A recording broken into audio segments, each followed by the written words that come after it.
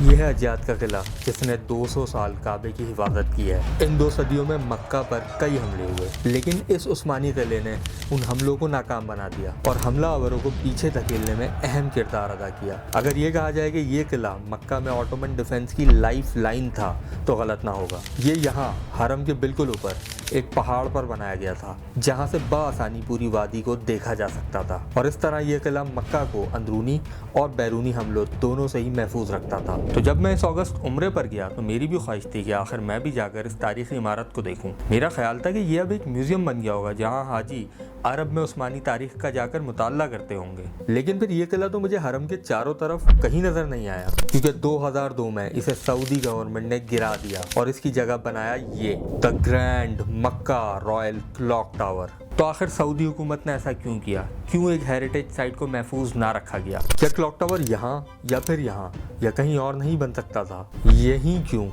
ये वो सब सवाल हैं जिनका जवाब आज हम ढूंढेंगे। और फिर सबसे अहम बात, आखिर इस किले की कहानी क्या है? आइए जानते हैं इस वीडियो में। मेरा नाम है हारिस खान और आप देख रहे हैं war time leader डिकोड्स। This Ottoman fort is Mecca's last line of defense. Its fall would put the Kaaba in danger. It must be protected at all costs.